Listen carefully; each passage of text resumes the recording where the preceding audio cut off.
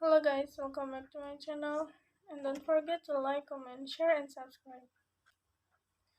The dollar's recent rally showed soon because global trade and therefore demand for dollar-denominated assets to decline led to a weaker US currency.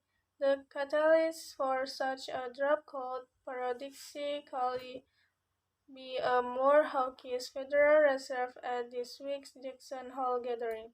Yields and yield curves indicate flow-driven demand for the dollar and USD assets, while the level of the dollar has implications for the stock of these assets.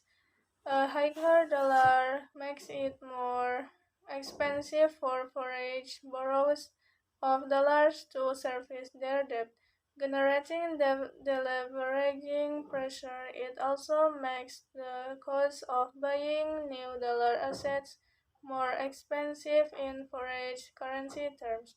But the big driver of global capital flows is trade. Capital flows are the flip side of their flows, and trade imbalances create capital imbalances, which drive capital flows. Virtually all major commodities are traded in USD, apart from a few notable exceptions, such as wool in Australian dollars. Therefore, a rising dollar eventually disperses global trade as the price of everything rises in foreign centuries terms. Global trade is faltering as the dollar is rising, which means capital flows are falling. Deleveraging pressure driven by the dollar's strength and a slowdown in primarily USD denominated global trade are therefore leading to a fall in foreign transactions of US assets.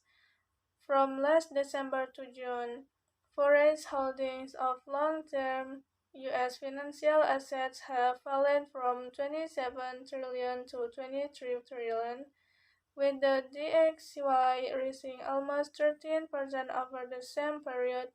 Foreign transactions of US assets are declining 10% on a year-on-year basis. Jackson Hole may be by the rumor sell the fact catalyst for the dollar to head lower, especially if Fed Chair Jerome Powell leans hawkish.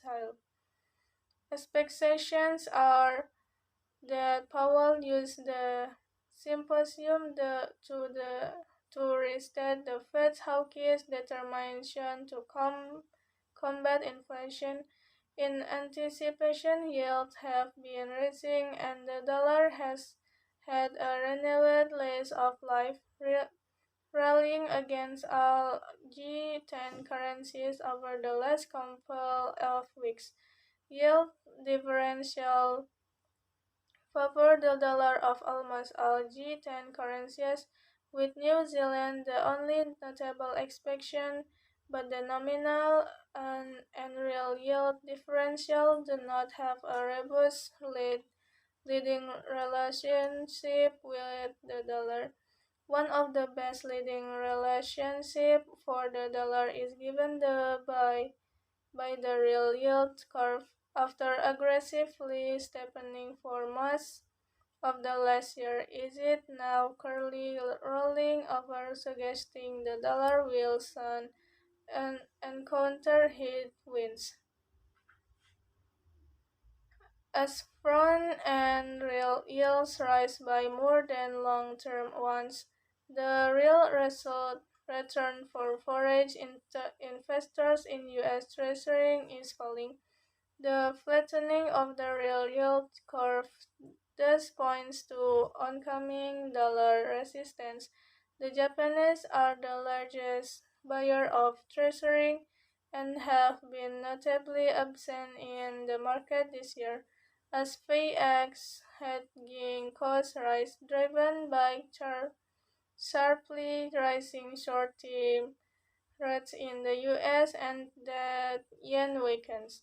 The real yield curve would face further flattening pressure of if Powell leans hawkishly at Jackson Hole, especially if the market continues to believe a cutting cycle could start as early as next year.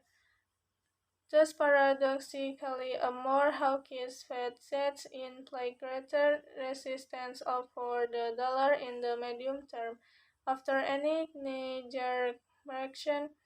But even if Jackson Hole leaves the dollar unsected, its backed in strike soon threatens to be the rally's undoing. Not Simon White is a macro strategist for Bloomberg Markets Live blog. The observations he makes are his own and not intended as investment advice. For more markets commentary, see the Believe blog. Okay guys, maybe that's all from me. Thanks for watching and don't forget to like, comment, share, and subscribe.